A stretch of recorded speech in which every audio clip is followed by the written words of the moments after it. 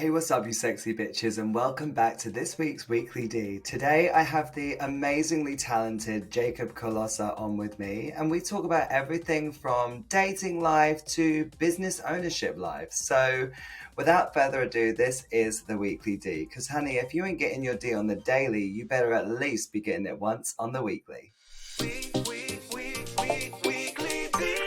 If you're not getting any and you want some tea, then come and join Dan up on the Weekly D. It's the Weekly D. Jacob, welcome to my podcast. It's so nice to have a boy on to talk to. I love talking to other pole boys. How are you? How have you been doing? All good, really. Same Keeping old. busy? Yeah, I mean, summer. I've had a more relaxed summer, but September's around the corner, and we all know that everything's about to get crazy again. So enjoying the maybe 2 weeks of slower pace. Yeah, I mean, I find like the busiest months for me generally, especially as a studio owner, is like the January, February, March. Is that not? So what's the busiest month for you? The same sort of thing? I'd say throughout the year, we would be pretty busy all the time, apart from obviously summer holidays. People are away, people spend money on holidays, all of that stuff. And the dreaded December. Absolutely hate December because we do Oh, close for like a week and a half. It depends where Christmas lands, but people like to spend on Christmas gifts and stuff like that. So I completely understand that the funds and the time's not always there because you got your Christmas parties, all of that. So December and summer months are the months I dread. But besides that, the rest of the year is pretty good. But yeah, January I think is the biggest pickup usually. and you shut the studio in December because we do the same. We tend to shut it for like a week, maybe 2 weeks, depending on where it lands in the sort of like the month. But yeah, we just shut because what's the point? We used to run I know. classes, but people just don't turn up. I think No, they and have also you don't want intentions to to. you don't want to like just be showing up for like one or two people. And it's good to give people like a break. It's like stop thinking about it. It's your 1.5 week to 2 weeks of just focusing on yourself, your family, your friends, whatever type of holiday you spend. And I think most people now close during the Christmas I period. think, yeah, I think a lot of people do. I think, like you said, it's nice just to give people that like couple of weeks break. Do you know what's so funny? I was actually talking to Pulp Fiction, Teresa. Yes, yes, yes. So I was chatting to Teresa, and she was saying in Spain they actually close in these months because it's so hot there that Mm. they don't have the studios open because it's too hot. And I For the said whole month. like for the whole, I think it's for a month, or it's like it's for quite a long time, right? It's like basically for the summer holidays. And yeah, like so people like leave the country, they'll go away or whatever. And I was like, wow. I was like, okay, I didn't realize that was even a thing. But Mm. it's so funny because in the UK, I just we couldn't afford like to, do you know what I mean? Like we couldn't afford to close for a month. Like if we closed for a month, like how are we going to pay the rent that month? But Yeah, yeah, exactly.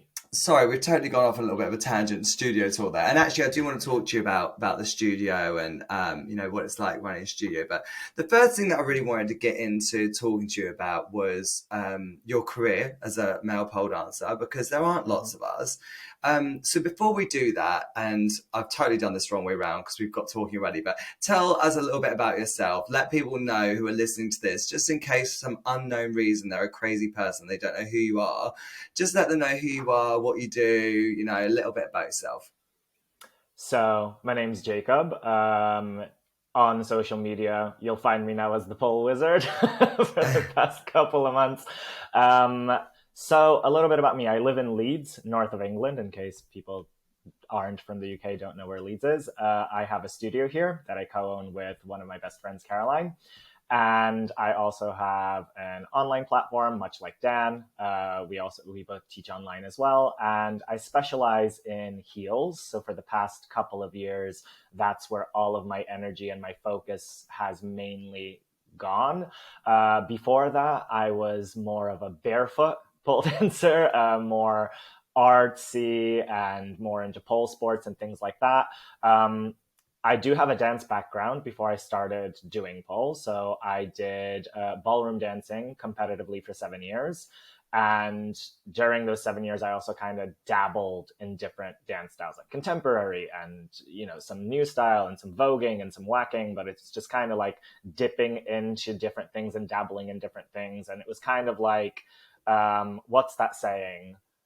Where you're the jack of all trades, but master of none, kind of. Right, 100%. Yeah, I get what you mean. So I felt confident in all of the styles, but I wasn't like really good at any of them, if that makes sense. And then I quit dancing for about 6 months just because I was by that point supporting myself financially without any aid from anybody else. And if anybody's done ballroom dancing, it's like the golf of sports. It's so expensive. The outfits are expensive. Really? You have to take oh my god, yeah. Like, have you seen the dresses the girls wear? Or Yeah. like How much is a dress, like, out of interest? Oh, thousands. Thousands? Yes. Wow. It's insane. So the outfits are insane. Obviously, you have to go to your group classes. You have to go to your camps. You have to, if you want to be achieving anything at a competitive level, you have to be taking multiple privates a week, which are not cheap. And if you're a uni student that just has a part-time job as a waiter, you're not going to be able to pull that off, So I just thought, okay, this is too much. It's draining my mental health and all of my energy. I can't carry on with this. And then, just saw a video online of Felix Kane at one point and thought, well, this is amazing, and went to my first class as a joke, and here we are. So that's briefly on me, I guess. That's just crazy. And so your flexibility, does that come from the ballroom dancing? Like, do you need flexibility for ballroom dancing?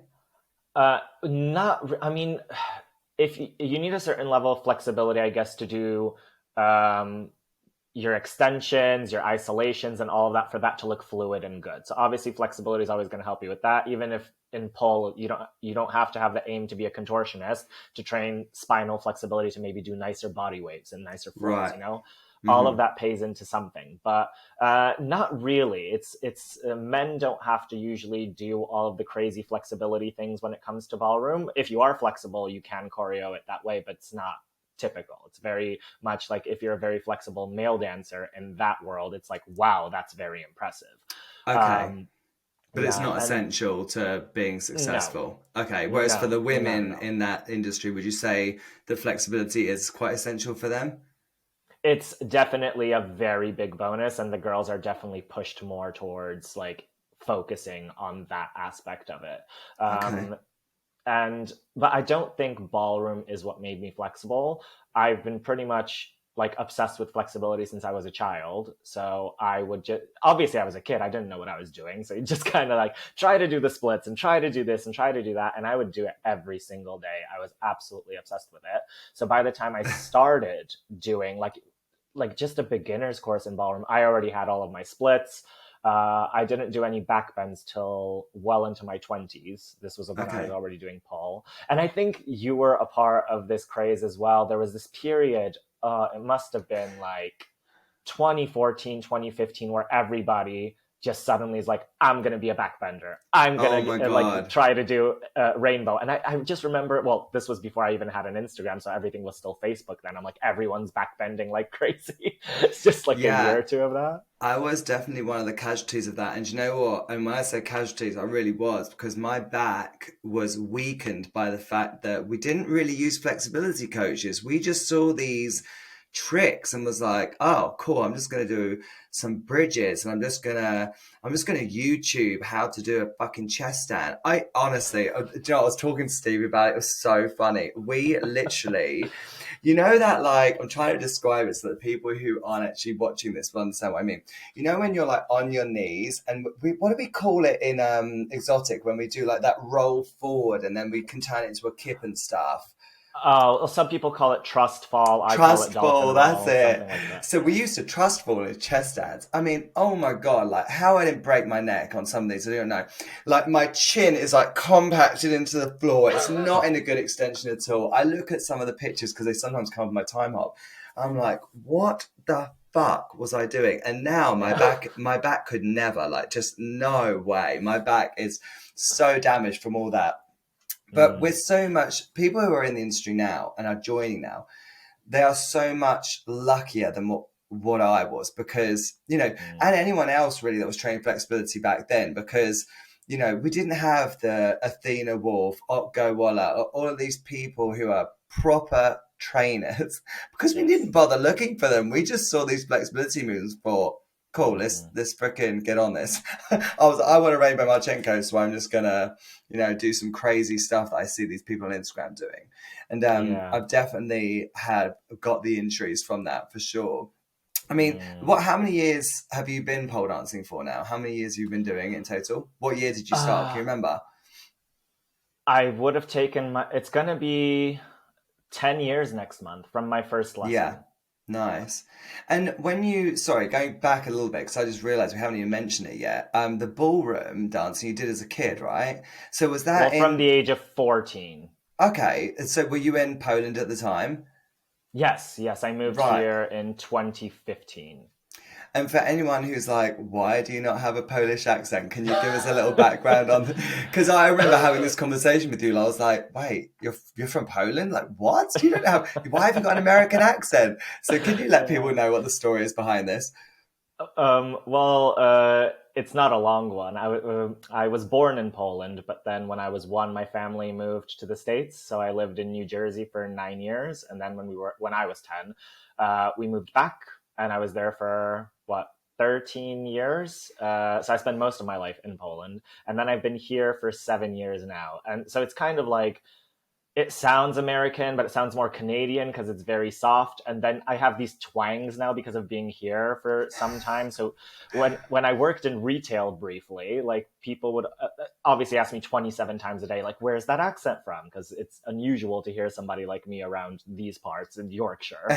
So I'd have to give the life story. And then when they were just saying, like, are you Irish? I'm like, sure, why not? Sure. Are you Canadian? You know what? Let's 100%. Yeah. Let's just go with that. And so what I want to understand is, you're in Leeds, aren't you? Yes. So you're living in Poland, and you just think one day, do you know what? Leeds looks beautiful. That was shady.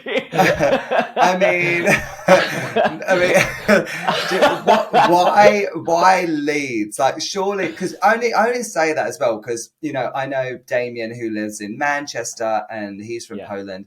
I know, you know, some people would maybe move to London. Manchester I can get, because Manchester a lot of people know of, but most people in Poland probably have never even heard of Leeds. So how did Leeds happen? How did that happen? This is gonna basically show how randomized my life decisions are. So I moved over with an ex-boyfriend. It was actually his idea to, like, leave Poland and move, just because it's a very, very conservative country, and it's like, I don't know if in my lifetime we'll see any improvement in gay rights or anything like that. And I'm like, I'm not living my life without being able to get married or anything like that. So we were just like, yeah, we want to change. So we moved. Now, the reason we chose Leeds is because a year prior to moving, so this would have been 2014, I did like a mini UK tour. So I taught in a couple of places. So I taught in Harrogate, I taught in Manchester, I taught in Leicester, because obviously my best friend Warren lives in Leicester, and then I taught near Bristol as well. So I made friends during that, and Damien was one of the studios that hosted me in Manchester, and I met Caroline in Harrogate because she was a teacher at the studio that was hosting me. So I kind of made all of these connections, and I made all of these friends. So then when we were trying to decide, like, where are we supposed to move, I just kind of spoke to all of them, and they were like, well, Leeds is a big, like, uni city in the center of all of the places where you know people. We think you'd really like it. So I was like, okay, we're moving to Leeds. Never been to Leeds before, never knew anything about it. I was just like, yeah, I guess we're moving to Leeds. So we found a place, moved, and I did not know. I was unaware of how strong the Yorkshire accent was, because, you know, people in Harrogate were, like, very well spoken, and then the Manchester accent's different, and Leicester's completely different. So when I pulled up to that airport and I was asked, "Ya Ratlov," I'm like, "You fucking what? What do you want from me?" I had no idea, and not even kidding, for 2 to 3 weeks I could not understand a word anybody was saying. Like, Warren had to translate English to English for me. I just had no idea. Yeah. Okay, so it was literally because in Poland, there's like no gay rights there at all, right? It's not illegal to be gay, right? No, no, it's not illegal or anything like that. It's just any votes on same-sex partnerships or same-sex marriage just always get kind of revoked, denied, pushed away. And it got worse after I moved out. So you would have heard of this. There are anti-LGBT zones in Poland. So there are Oh, entire like cities or regions that can declare themselves an anti-LGBT zone, which is basically kind of like what you have going on in Russia, that they don't support the promotion of the existence of homosexuality or anything right. non-heteronormative. And so pretty much going downhill. It's not getting better, it's getting worse. So I'm like, Isn't that so sad to think that there are places that are still like that? It's so so sad. And how are your family with it and stuff? Are they oh, all good? absolutely fine. That's Absolutely fine. Yeah. amazing. Okay. Did they miss you when you left? Like how long have you been here for now? 7 years. Yeah, literally this month, beginning of August, 7 years. Yeah. And do you go home very often to see them? I suppose probably not during COVID, but do you normally? I see my brother the most out of anyone because he lives in Warsaw with his fiance. And whenever I go to teach camps or workshops or whatever, I usually fly to Warsaw and then make my way wherever I have to go from there. So I always stay with them. But we're that kind of family where we love each other and all of that, but we don't stay in constant touch. Oh So my I God, I'm literally the same, but people can't grasp this concept, can they? Oh, I don't. I think the one and only time in the past decade I can remember calling my brother on the phone would be to discuss something like a family matter about something that was Right. important. But we don't text each other. We don't just call each other up like, "What are you up to?" We just don't do that. But that doesn't mean we don't love each other. It's just that when I come and visit him and we see each other, we always have a fantastic time. Yeah. And And do I you do know what as anything for him, he'd well? do anything for me. I have this theory that, because especially in my family's lives, like not much really goes on in their lives. Do you know what I mean? Like they're Mm. not like crazy busy people like me, but I always think like, what do you talk about? Like you spoke on the phone to them yesterday and you're going to see them tomorrow. So now what are you going to talk about tomorrow? And I don't get me Yeah. wrong, like, so my husband is very close to his family. Hmm. So Mitch will talk to his mum quite a lot and he'll, speak to his family quite a lot. And actually, I do really, really like it. But yeah, if he'll be like, "Oh, when's the last time we spoke to your mum?" I'll be like, um, and it doesn't mean that I don't love her or that she doesn't love me. Yeah. We just will call each other and we'll have a catch up every now and then. Yeah. But yeah, we've never been really close like that. Do you know what I mean? But it's so Mm. weird, isn't it? But and then people are like, "Oh, why are you not close to them?" I'm like, "Well, I am close to them, but." Like we just don't, we're not in contact 24/7. Do you know what I mean? I just don't feel like we need Exactly. to. We've got Yeah. lives. Do you know what I mean? I've got a life to get on with. I haven't got time I for that had to shit. like I had to bring a healthy balance into it because my brother calls my mom a lot more often than I do, which is absolutely fine because you can have a different dynamic with each of your children. That's absolutely okay. We're different people. But my mother used to like want me to call her all the time. And I told her the same argument as you just said. I'm like, Mom, you know I'm very busy, but also we spoke yesterday. Nothing's changed. I have nothing new to tell you. Over the period of 24 hours, nothing has changed. And then I mean, this was something we had to talk through, but she would do that. I don't know if your parents ever did this, like, guilt trip you. It's like, okay, just don't call me then. Like, oh, you don't have Yeah. time to call your mother. I'm like, no, no, no, no, no. We are not doing this. Phones work both ways. If you urgently need to speak to me, you can call me. And when I Yeah. do call you, I do not wish to be villainized for not doing it when you want it to happen. We need to find a healthy balance here. But we're good now. We probably talk once every like 3-4 weeks. I Oh, get, and that's then it's a lovely yeah. conversation because we have a lot to Right. tell each other. Yeah, exactly, because a lot has happened. See, I totally agree with you. Mm. I'm sure there'll be lots of people listening to this that speak to their mums every day or whatever, and I think that's a great thing too. But it Absolutely just fine. isn't for Yeah. me. Yeah. One of the things that I wanted to talk to you about when having you on this podcast was talking to you about your transition from being a trickster to a heels sort of pole dancer. I don't know how am I going to word it? You know what I mean? You're like, how am I going to word this? But yeah, going from tricks to heels, that transition for you happened over a long period, obviously, because it would have been maybe it took about a year or 2 years. I think I noticed you start to go, and you still do tricks. It's worth saying that I do still see you will post tricks. They're normally in heels, but Yeah. do you still train, even though you are, like you said, you're known now for heels, that is your thing? Mhm. Do you still train like tricks and combos, like even though you don't post them Not as very much? frequently, not very No. frequently, but that's because I only have limited time when I can go to the studio to train. Because amongst, we pretty much have very similar situations here, as in online platform, owning a studio, teaching workshops, teaching things on weekends, and then you got to plan all of your things. You got to choreo for these workshops, choreo for your group classes, teach all of your privates, do all of those things. And then when you look at your schedule, it's like, unless I decide to not have a day off ever, Yeah. when exactly am I meant to do all of these things?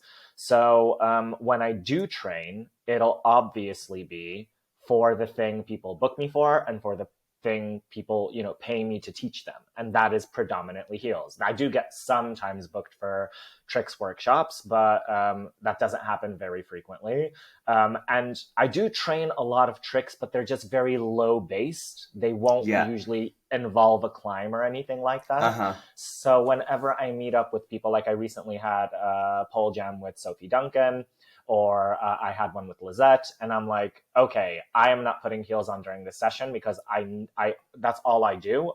I'm with people who are incredible up on the pole. I want you to get me to go up on that pole and try Yeah. other things. So I Being haven't inspired lost by the others, yeah. ability. I can still do these things. It's just when you've got a limited amount of time, you got to prioritize what's important for you and your career, I guess. Well, I think it's worth saying, and this is a compliment, by the way, that you were very, very good at tricks. You weren't just a little bit okay at tricks. You know what I mean? You were at elite level with your tricks. You were doing some crazy shit. So, what made you think? Do you know what? I am really good at these tricks, but I want to transition anyway. What made you? Was it because you just enjoyed it more? So you got more from it for yourself? What was it that made you want to transition when you were I doing so well with like the tricks and stuff, I think it's a combination of a few things. So I started I didn't just go straight into heels like bam, let's go. This was still like my end year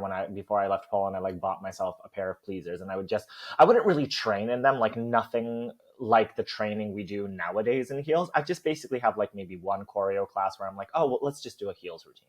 Let's just have some fun with this. Right. So I didn't do much with that. Then I was still mainly like a barefoot pole dancer. I don't want to say a normal pole dancer, I didn't know how to word it, but like a non-heelsy person when I moved to the UK. And I only started putting the heels on really for the Felix Kane Championship, because I was like, everybody there is going to be in heels. I'm not going to be the only person barefoot. Yeah. So I started training more of the stuff there. And like, I'm sure Caroline still remembers, I'm like, can you help me with some transitions and stuff? Because I just don't know. Like, you all do these crazy like loopy transitions. I don't know any of them because I've never trained this. And afterwards, I was like, okay, the prep for that competition was the most fun I've had for any competition up until that point. So I've done, like, we've both done IPSF, we've done pole art, we've done all of those other sporty things. And I treated that more as something to keep me focused, to keep me training. Also, back in the day before social media blew up, competitions are pretty much the way you got your name out. So that's the reason I did them. But I wouldn't massively enjoy preparing for pole sports competitions. Pole art, yes, because nice and dancey and performative. But pole sports, I didn't enjoy preparing for. And then when I did that competition where it's all about, well, I'm not going to say it's all about the heels because it wasn't, but it's all about the X factor and the showmanship. The showmanship, yeah, it's about the show, Loved isn't it? it. Yeah, that's an Absolutely Australian thing, though. Do you not think, like, when you look at, I was talking to someone about this the other day about how Australia, like, their competition scene is so different to here. Our competition scene, I feel, is like dying here a little bit. Like, we really don't have the people competing now that we used to. And it used to be such a big scene here. And now I just feel like we're getting less and less people doing it.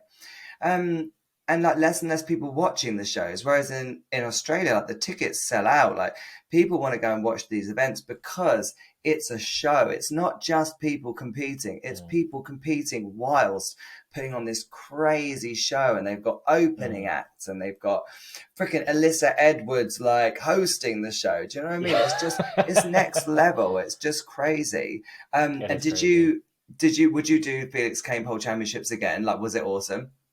Oh, it was incredible. It was that type of, it felt like a production. It didn't feel like a competition. And everybody was so insanely good that I honestly was considering faking an injury when I was watching the rehearsals, because I'm like, holy freaking shit. Because you have Philly and Gracie and Amy and all of those people just mind-blowingly good. And I'm like, what am I doing here? Why Didn't you win that competition though?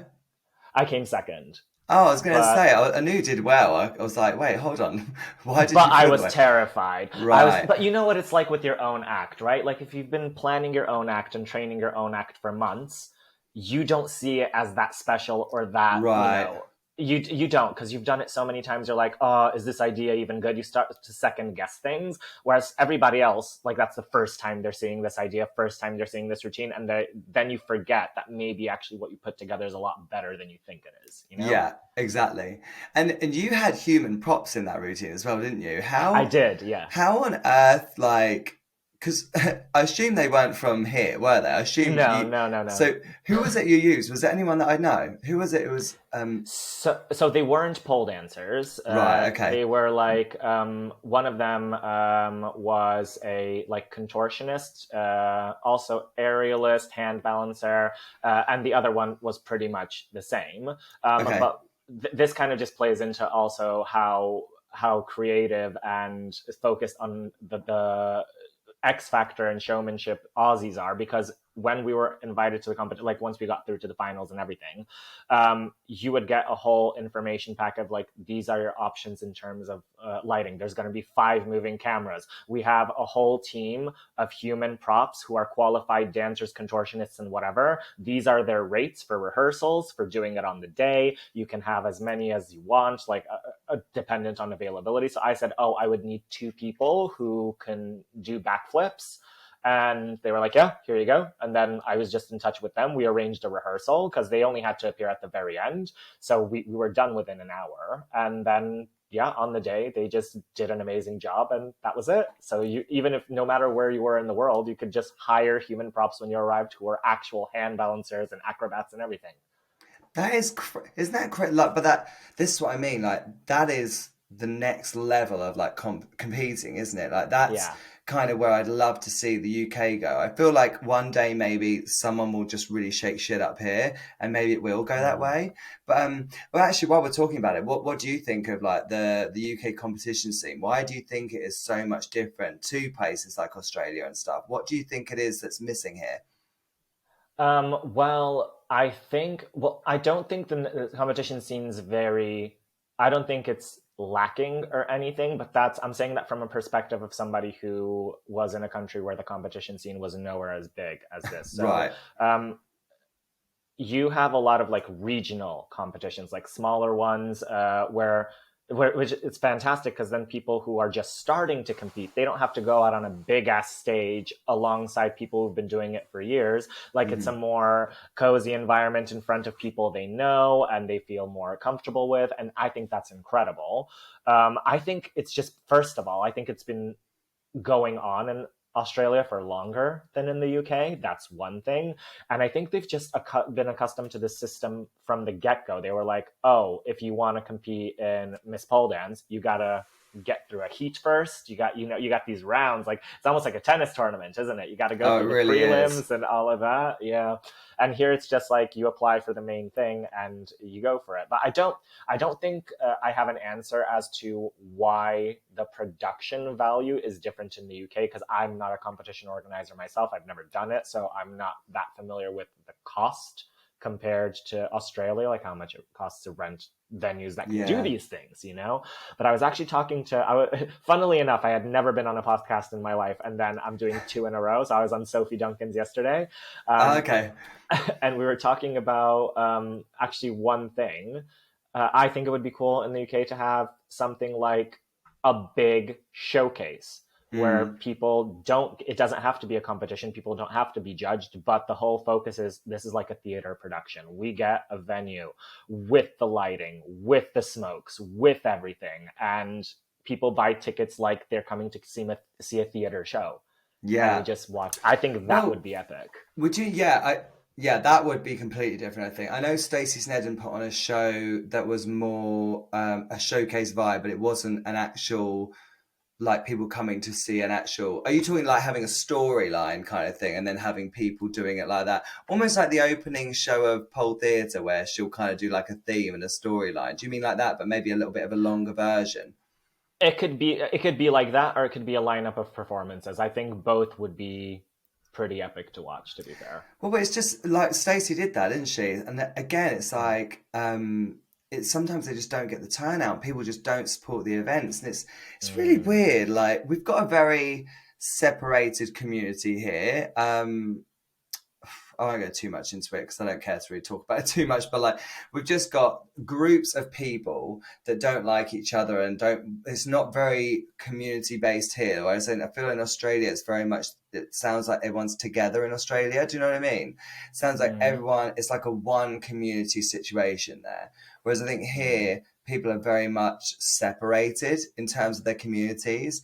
Like, there's people who will compete in pole theatre who wouldn't compete in, I don't know, like Exotic Generation, for example. And there's people that, you know, that will only do Exotic Generation but won't do the Authentics competition. Do you know what I mean? It's like, because it's different types of polers, maybe. I don't know. It's very odd. I feel like there's loads of different, you know, sides to it. But I really wish we could get like Australia, because I feel like it'd be so awesome.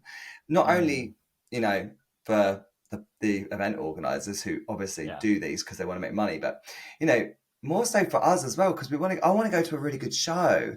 Do you enjoy watching competitions still? Be honest. I do enjoy watching competitions, especially after like our nearly 2-year hiatus of not being able to do anything. Even like Stacey also hosted those online shows, which was really nice to do, because even though everybody was either in their studio or in their home, it was just like we're finally sat down watching people perform. I still love it. Like, I will still have evenings where I sit down and I will binge all of my favorite performances on YouTube, just sat on my sofa.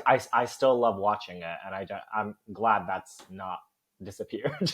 Yeah, it will depend. For me, it does depend on the competition. It depends on the sort of level I'm watching, I guess. But it's one of the reasons why I stopped actually judging, because, well, not only because I just don't get enough days to be able to do workshops and do judging and do, you know, because there's only 2 weekend days, do you know what I mean? So you got to spend them wisely, right? But not only because of that, but just because I just feel like we've gotten to a point now where a lot of the routines tend to look the same, because everyone's doing the same tricks now. You know, no one's really creating anything new. And I just found it really, if I'm being honest, I found it really, really hard to be able to pick people, because I'd be like, oh, fuck. Like, well, she was good, but so was this other girl, and he was really good too. And I was just like, God, how are we picking winners at this point? Because there's such little things to sort of decipher between the two of them. So it's really, really hard. So, and you still judge, don't you? You still do a lot of judging and stuff, don't you?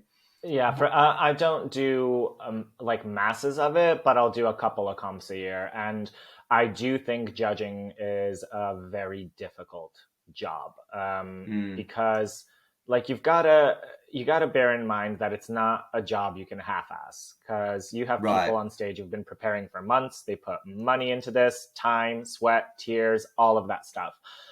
So they deserve your full attention. They deserve constructive feedback. So you not only have to be like hyper-focused for hours on end, you also have to, in the short space of time you get between performances, write down some kind of useful feedback so they can actually improve their act.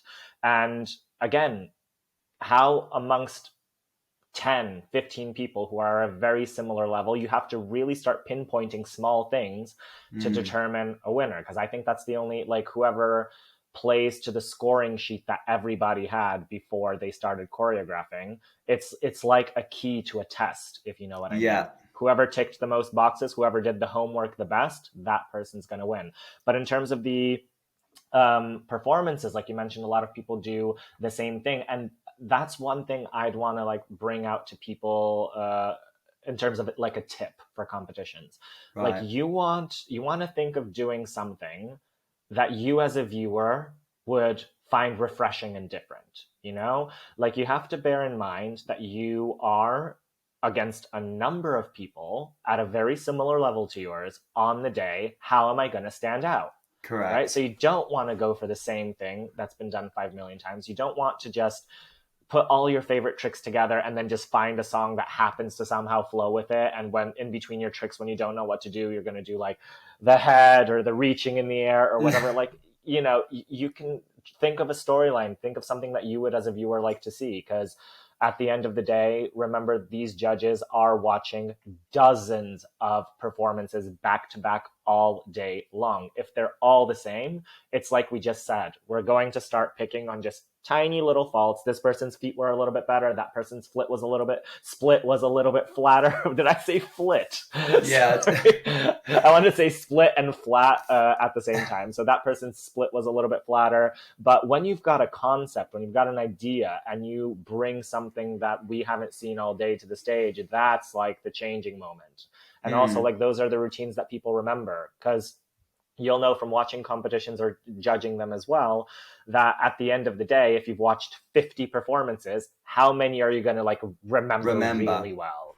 So, just a handful. And this actually, this is a great kind of segue onto an important topic actually, because what you've just said is so true. Like nowadays, you know, it really is a case of like, what is going to make you different? What is going to make you stand out to the rest?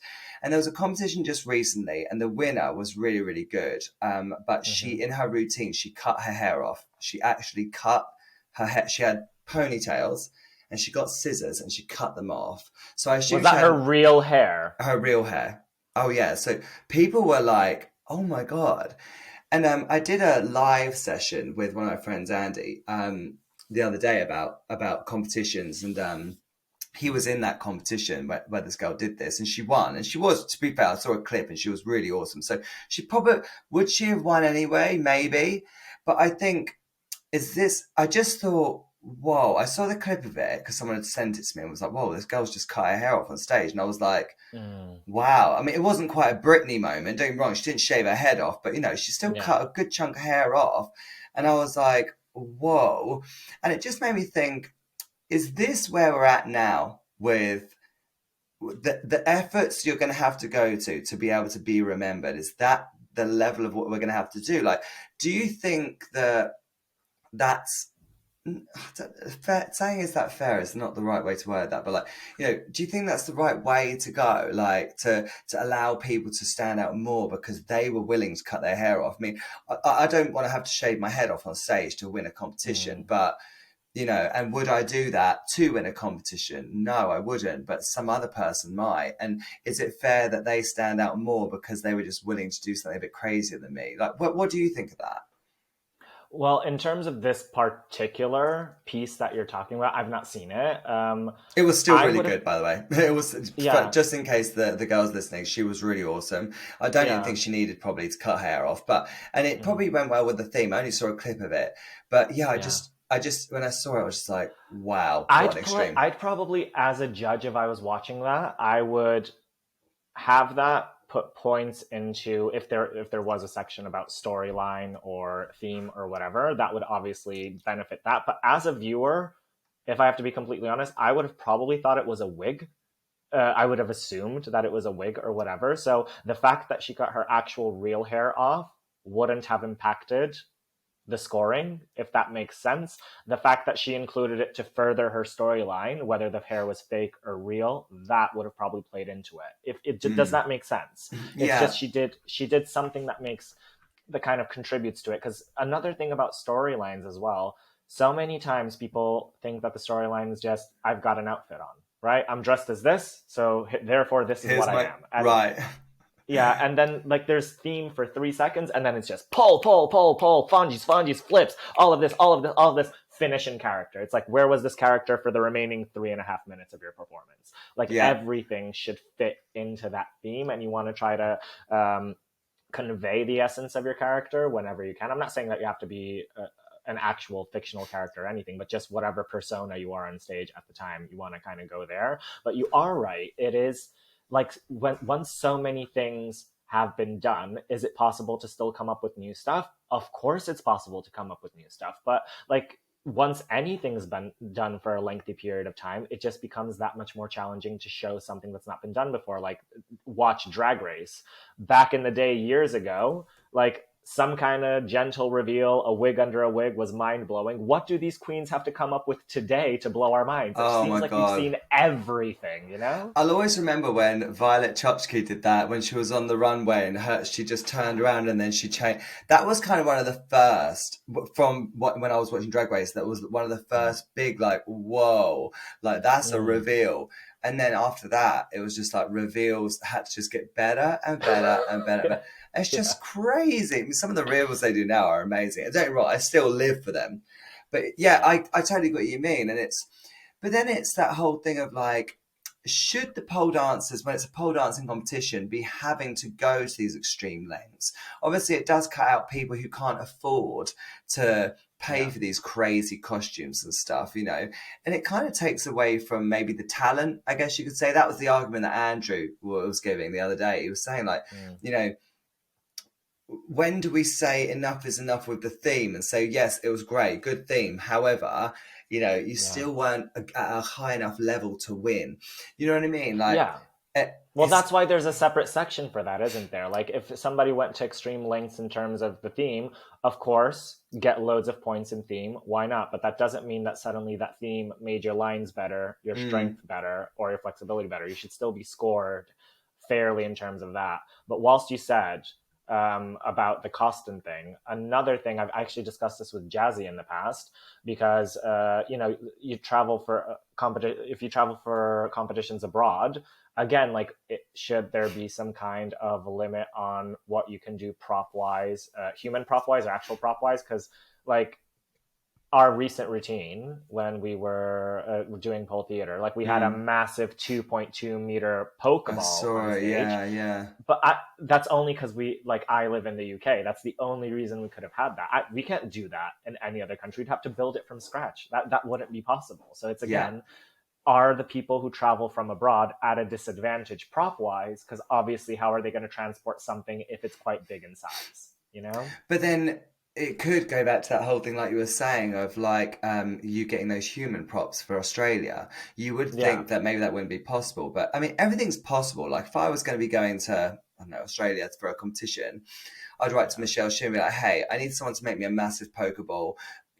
Where can I store it? Can you recommend some places? It's possible, I guess, but it's going to cost you a hell of a lot of money. Like, it's going to cost you. Not everybody's going to be able to afford that. Just like human props as well. If it's in your country, you'll just get your studio pals to be your human props because they're going to be there to support you on the day anyway. If you go abroad, obviously you're going to have to pay people. Like, people aren't going to work for free. That's complete, but not everybody's going to be able to have that because, you know, the flight tickets, the hotels, the costumes, everything's already so expensive. So then an additional couple of $100 for, you know, an addition on stage that's on for a couple of seconds, that's a lot of money. It is a lot of money. It's I mean, I feel like there's so much when it comes to competitions that I could talk about, because it's something I did for so many years, like, and I did love it. And actually talking about that kind of segues us into one of the next questions I had was, do you ever plan to compete again? Probably, yes. I just look at competitions differently than I used to. So before it was kind of like just the thing that you go from competition, what's the next competition? What's the next competition? And now my approach is more like, when I get a concept, if something pops into my head and I'm like, I want to bring this to a stage, I want a stage to show this on, that's when I'll decide, okay, this will be the best place to do it. So I'm not that eager in terms of I need to compete. I need to, you know, I'm not that fussed about that. I'm just more, if I'm going to be on the stage, I want to bring something that, I don't know, just thrills me to create, if you know what I mean. So I do have a couple of ideas in the back of my head where I'm like, am I certain I want to do this? And new things pop into my head all the time. So when I get that one certain one where I know I want to show this to the world, then I'll pick a competition and apply. It's kind of reversed now.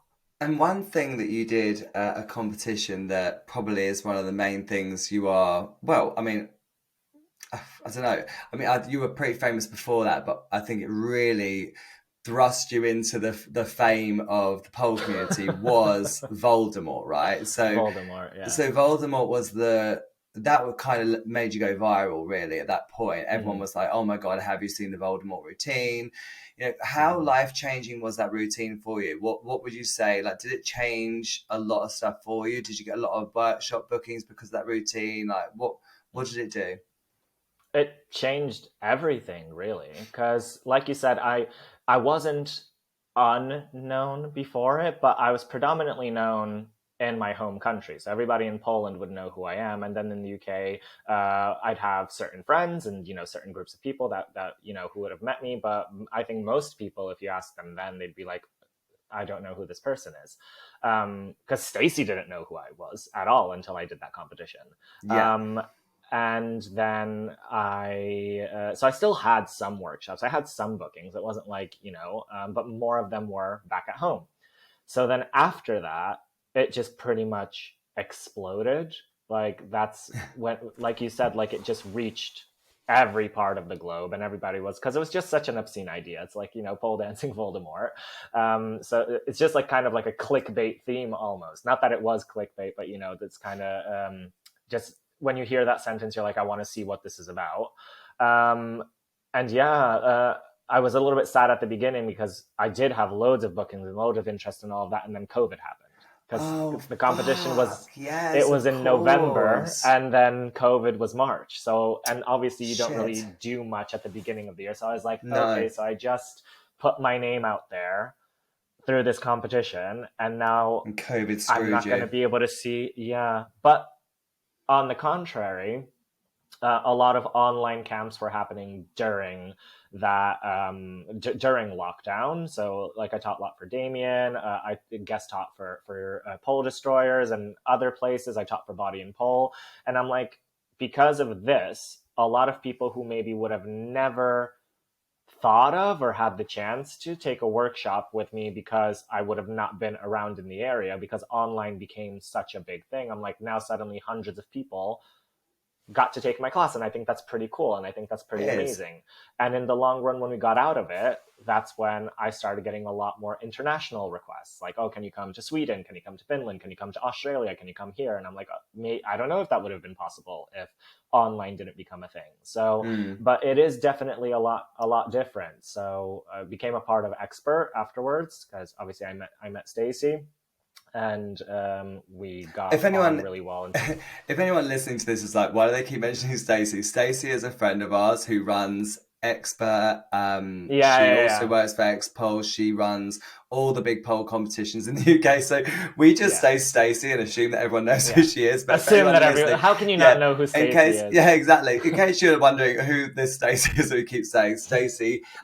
She runs all the pole theatres, exotic generation stuff, and she works for X-Pole. So everyone here knows Stacey. But just in case you're in a different country, you're like, Stacey who? Hey, sorry to interrupt your episode. I just wanted to tell you a little bit about one of the sponsors of this podcast. And this podcast is sponsored by Polos. And Polos is an online shop where you can buy everything from pole dancing merchandise to dick-shaped bath bombs. And let's be honest, who doesn't want a dick-shaped bath bomb? I mean, am I right? You can get 10% off on the website polos.com by using code POLOLS10. That's code POLOLS10. So go ahead to the website. You can find everything from dick-shaped bath bombs to pole dancing cats, pole dancing dogs. We've got t-shirts, we've got jumpers. There's something for everyone. So go and check out polos.com. Tell me about dating life as a male pole dancer, because I can't even tell you, because I wasn't a pole dancer when I started dating Mitch. Oh, you guys have been together for like 50 years. We've been together a long time. I'd done pole at this point, but when I met Mitch, I was on a little sort of like break between, because mentioning Stacey again, I learned from Stacey. I lived in Stevenage, that was where she did her class, and then I moved away, and then I met Mitch, and then I got back into pole again. But what is it like you know, having to navigate dating in what I would say is a very fickle community, a very judgy Mm-hmm. community. Mm-hmm. And I want to say, actually, I feel like it must be hard because you wear heels, and people probably assume that that means femme, right? And I don't class you Mm. really as a femme. I don't think you're femme, really. I think, like, even looking at you now, like, you don't come across as femme to me at all. But you know how you've got this very toxic kind of like mask for mask kind of like thing in the gay community. Yeah. Tell me what it's like navigating that. So, you're absolutely right in terms of those things. And for a period, I wouldn't have anything. I just mentioned in, like, let's say my dating profile apps that I'm a pole dancer, but I wouldn't have any pictures of me doing it or anything like that.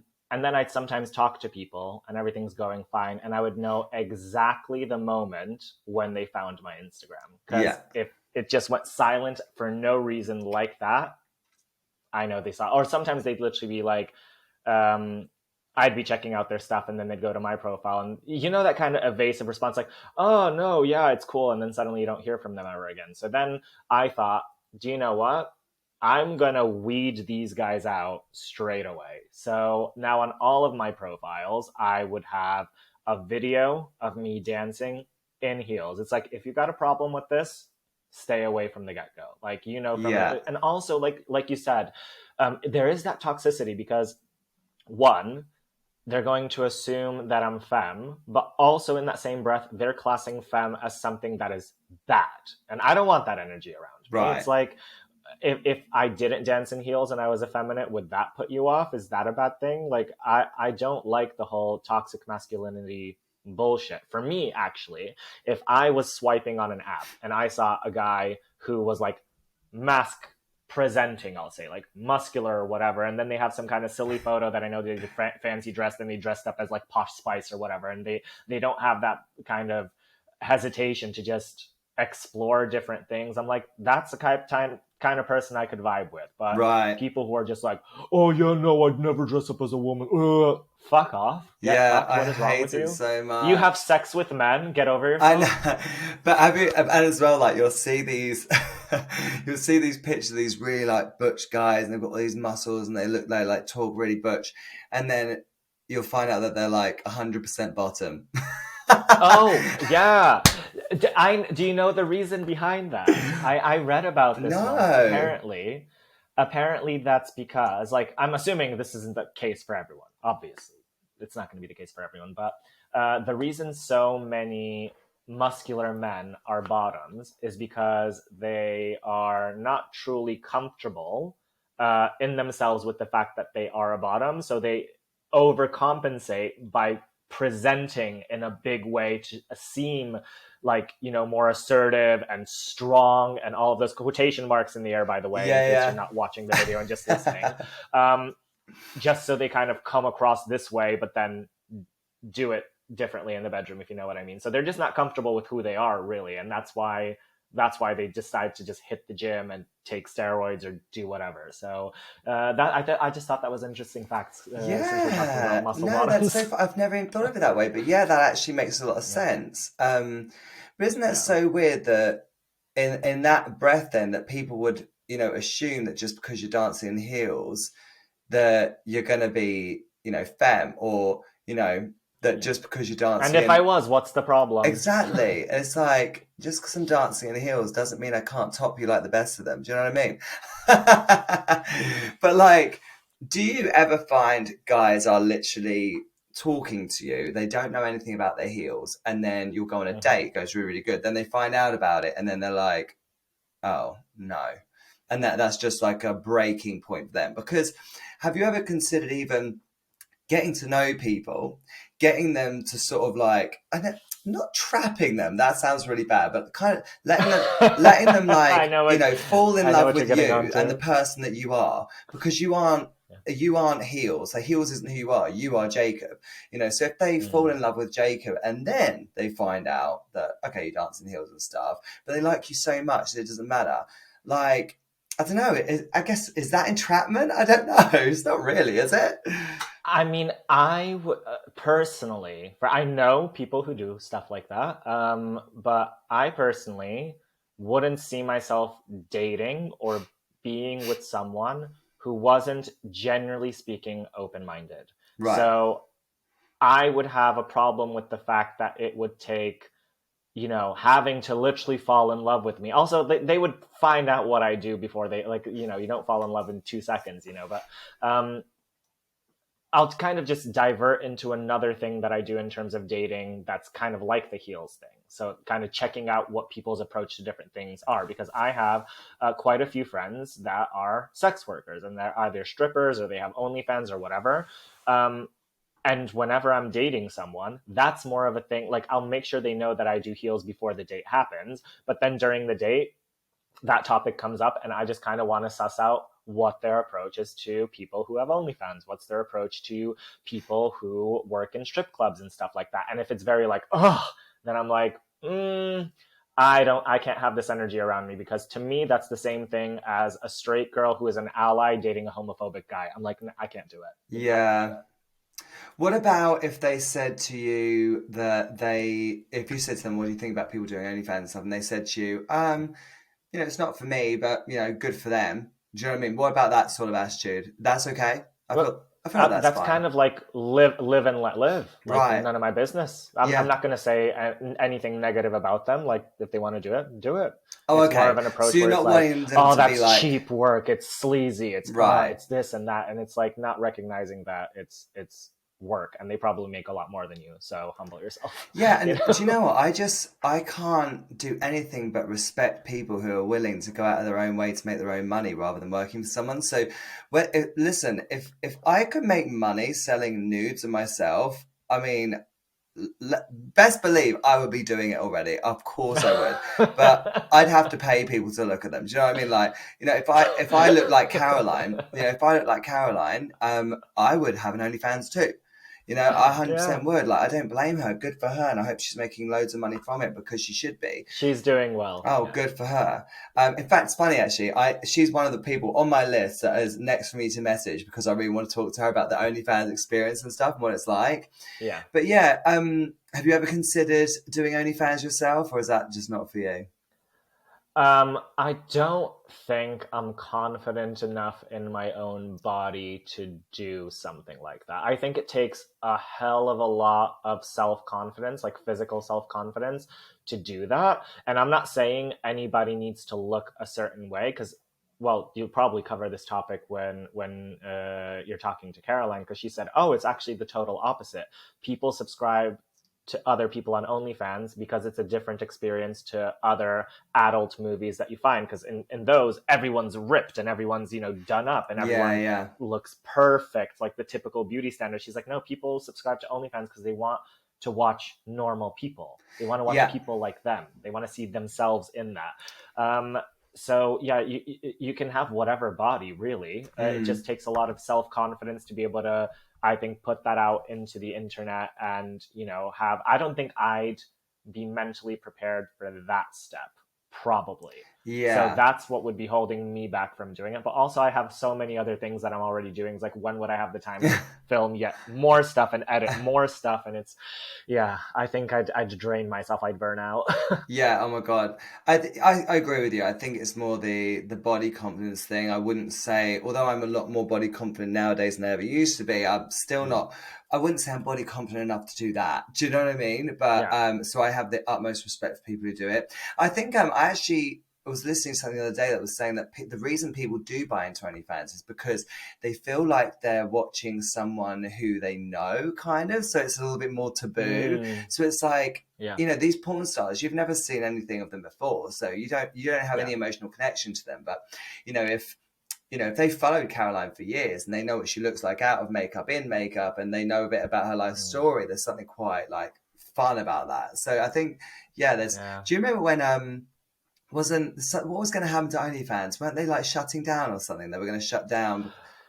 So it wasn't, I don't think, them shutting down. It was the payment provider. That was it. Yes. I think it was MasterCard that said they wouldn't handle it anymore. They were trying to cut them off, weren't they? God, can you imagine if that had happened? So many people would have lost so much money. It was It was very bad, but they might have not lost money, but because, I mean, I'm open to being corrected if I'm wrong, but I think I'm correct. People kind of unsubscribed, or like their direct debits were cut off because of, obviously, their standing orders, direct debits, whatever, were cut off because MasterCard did that move. So then all of these creators had to work on regaining all of those subscribers and regaining that percentage. So they, regardless of whether it was a, ultimate cancellation, they still took the hit and they still had to like get back up from that. Which is so unfair, isn't it? Like that they were still affected by it, even just because of the news. Yeah. One thing I want to finish on, and I just want to talk about it because you own a studio with Caroline. Yes. How is it being a male? So obviously, I know because I am also a male studio owner. But like, what's your experience of it? Like, how do you find it? Well, in terms of like running like day-to-day business, there's obviously not going to be Not much difference. any difference in terms of that at all. I think the differences would only ever be very slight and very, very rarely show up. So we did this trial once, because obviously we all do our marketing. We have to like send out these adverts and all of that to get people to get into the beginner classes. So we usually would just do these adverts with the female team members. And then Caroline was like, why don't we put out one of the photos, just you in heels? Let's just see, like, just put it out for a couple of days, see how people react and all of that. And although the response was mainly positive, you obviously will get some kind of Trolls, unhappy person, of course, who yeah. has to just, because whatever. It's the internet. Of course they have to be offended. Yeah, it's the yeah. Like if you're looking for positive information, stay off of the internet. Right. And then I guess the only other thing would be, let's say if somebody's inquiring for private lessons, and then we say these are the people that are available on these days when you are available. There have sometimes been replies where they're like, I'd be more confident with a female teacher, which can be I'm not classing that as any kind of discrimination. Like sometimes women are just more comfortable with women for a number of reasons. Like you don't know what that person's been through. So I absolutely respect that. I'm just pointing that out as a difference between a male studio owner and a female one, because that would have never happened the other way around. Yeah. Nobody would have ever said, I'm going to be more comfortable with a male instructor.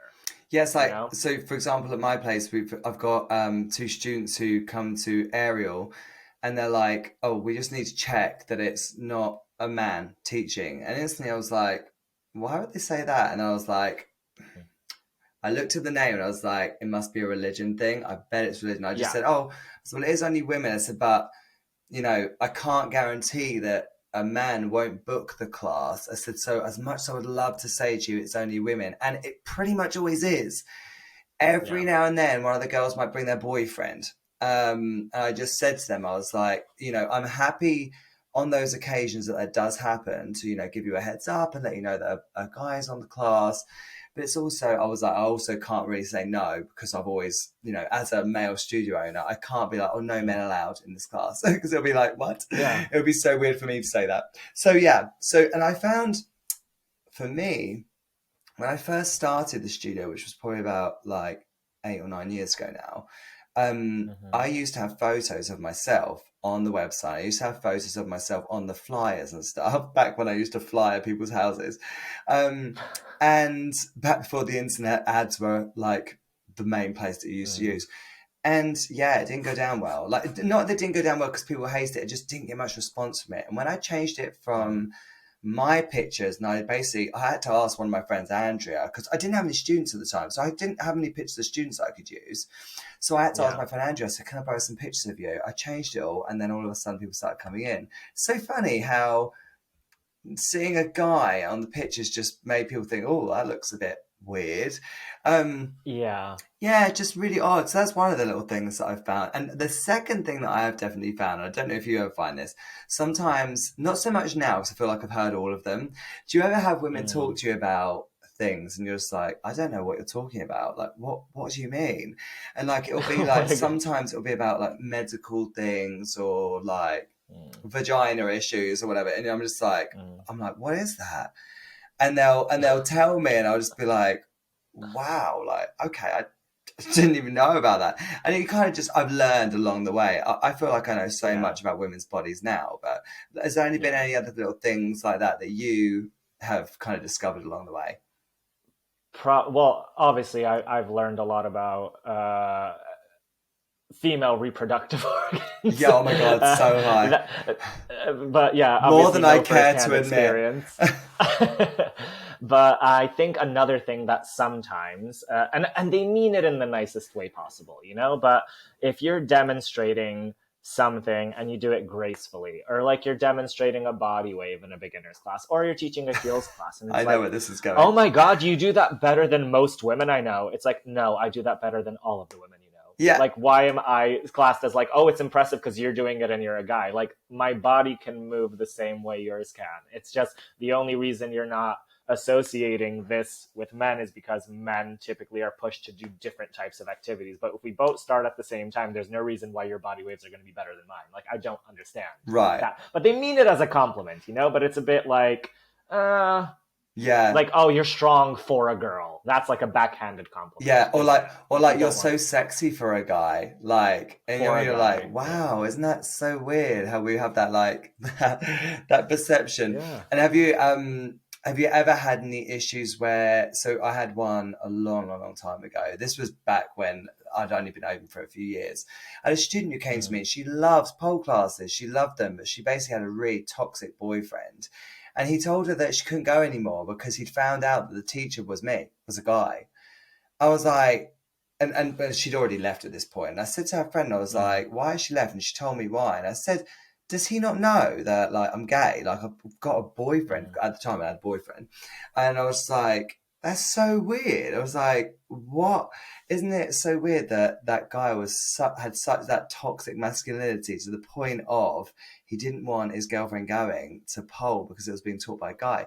Isn't that so odd? That's so insecure, though. That's an issue with him, totally. Like, 100%. I can guarantee you that she probably had the same kind of problems about her going on a night out alone with the girls and without him there. Like, this just sounds like a completely toxic, controlled environment. Yeah. So, have you ever had? Do you know? I praise God. I'd assume that maybe if she had, she probably would have come back, and she hasn't. So I'd only assume that maybe they're still together. Yeah, I just got this vibe that she probably would have done anything he told her to do, which is really sad because I really wish that she could have stood up. But you know, that's none of my business. So I was just super sad because she, you know, and it's like she was so good, and I was like, this is so sad. She was really good, and she really enjoyed it. But yeah, have you ever suffered any, not, I don't want to say homophobic abuse, but like any homophobic comments or anything, you know, from people within the pole industry or outside of the pole industry because you do pole? I can't really say I have. The only negative, well, I'll class them as negative, reactions I've ever had during my entire pole career would have been probably like just some kind of casual conversation you have with somebody you don't know very well. Like maybe you're at a party or like you're just doing small talk. It's like, what do you do? What do you do? And like, if I said what I did, it was just like, okay, like kind of that thing. So it was just not more. I think they would have reacted the same way if a woman said she did pole or any other person said they did pole. So nobody ever said any bad, abusive things to me. Nobody ever said anything homophobic to me because I do pole. I guess I'm lucky enough that all of the reactions I've ever received were very, very positive. Yeah. So I get the same thing where people are a bit like, oh, really? It's always really funny. Whenever people ask me and Mitch when we're on holiday, they're like, oh, what do you guys do? Mitch's always like, I'll go first. Because Mitch's like, I don't want you to go first. Like, you can go after me. So he'll go first. And so he just does like he's a manager for a massive like transport company. He does like transport and stuff. And he will tell his job and then he'll look at me and be like, go on then, tell them what you do. I'm like, God. But you know what, actually, a lot of the time, unless we've gotten to know the people well enough that I'm willing to tell them, I just say, I'm like, oh, I'm a fitness instructor, or I've got a dance studio, and then they normally just kind of drop it at that. But yeah, I did kind of go a little bit off subject there, but what's it like running a business with a friend? Because especially in the pole industry, and I'm not trying to jinx this, by the way, you know, when you see people who work together, it always tends to end in tears, and they end up breaking up and end up, not working together anymore. What would you say is the secret sauce that you and Caroline have got that have made you, because you worked together a long time now. Years and How years, do you yeah. keep it so that, you both, I assume you probably do argue, but how do you avoid it and stuff? We haven't argued for quite some time, but it is the open communication. You have to be upfront and honest with each other. If you feel like somebody's slacking in a certain department and you have to pick that up, that needs to be approached, and there has to be a conversation where you say, sorry, I don't think this is fair. At the end of the day, we get paid the same amount of money. We should be putting the same amount of work in. Like, oh, I don't think you cleaned after classes last night. Like, whatever thing like that. But because a lot of people think like, oh, it's hard because you're friends. It's like, no, it's the total opposite. Like, you can just walk up and be like, bitch, why didn't you do that? Why I gotta be hoovering after you right now? Like kind of things like that. So it's just, but we kind of, we've had our ups and downs, and everybody will in any kind of partnership. This can be a romantic relationship, a business relationship. You're never going to be 100% sunshine and rainbows all of the time. No. You're always going to have some kind of thing that's going to happen. But we've had, some very good ups and some very low lows, but we got to a very healthy point now where we're very open with communication. Everybody knows what's expected of them, and everybody pulls through every single time. Like, there's no picking up here or there. So we have, if you put in the effort, I'm not saying it's easy. Obviously, you don't have that problem if you don't have a business partner, and you just have it. But then everything's on your head. Like, you go on holiday, you worry about stuff, and you don't have anybody else to manage that whilst you're away, and all those other benefits that you get from it. So I guess there are as many pros and cons, but if you can develop a healthy communication style between each other and be honest, then the pros are definitely overweight the cons by a massive amount. And do you enjoy owning a business? Because you now have your studio, but you have your online business. So, technically you're an entrepreneur. Like, what does it feel like do you enjoy being an entrepreneurial type person, like running your own businesses? Is it something you always wanted to do?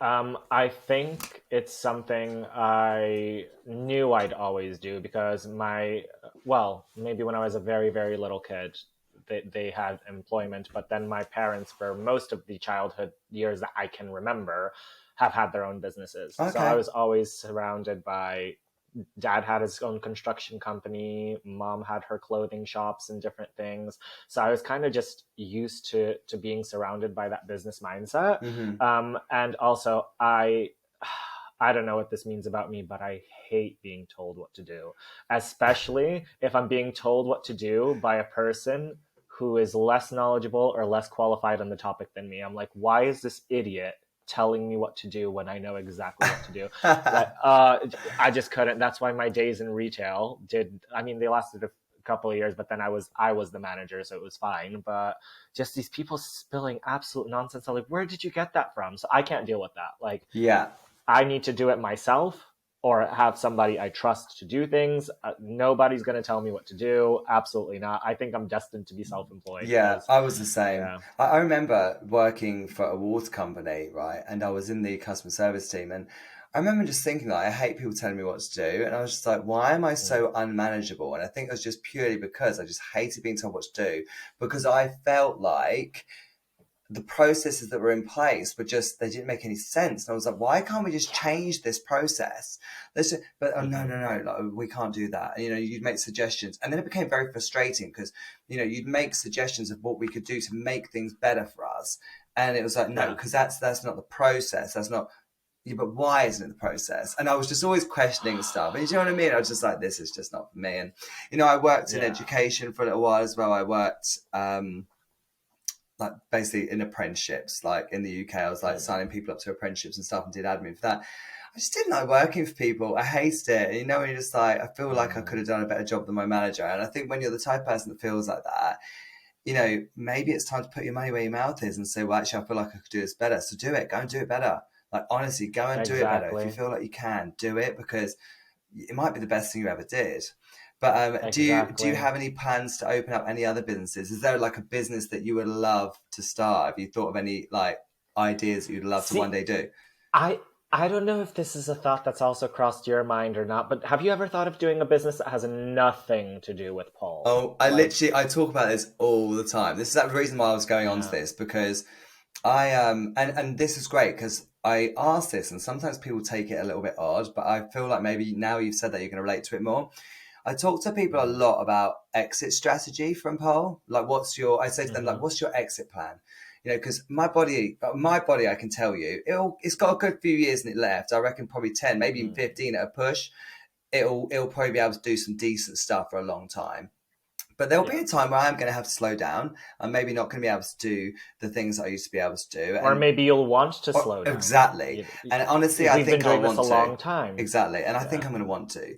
So I talk to people about, you know, what's your exit strategy? And they'll be like, what do you mean? And I'll be like, have you not thought about like, so for me, like investments and stuff, because I haven't thought of any other business ideas I want to do yet. I invest my money instead. But, you know, I would love to have a business that is non-related to pole, because I'd like something that doesn't rely, just a business that doesn't rely on my body. That's the main thing. Yeah. A business that doesn't rely on me having to be physical. So yeah, I mean, what's your thoughts on that? Have you, I guess by you saying that, you've thought about the same thing? Oh God, yeah. So there are multiple things I've always wanted to do, but the thing is, I think I've been spoiled by pole and being able to make a living out of something I absolutely love for so many years that I'm not willing to settle for less. Right. Like, I'm not going to settle for something that just pays the bills that I don't absolutely love doing. Mm-hmm. So the bar is very high. But I think if I was to not do pole anymore, I would love to have some kind of business or even work somewhere where I work with animals. So I would love to have like a doggy daycare. Yes. Like maybe a dog training school. Like, I'd like to work more. Obviously you have to deal with people because pet owners are crazy.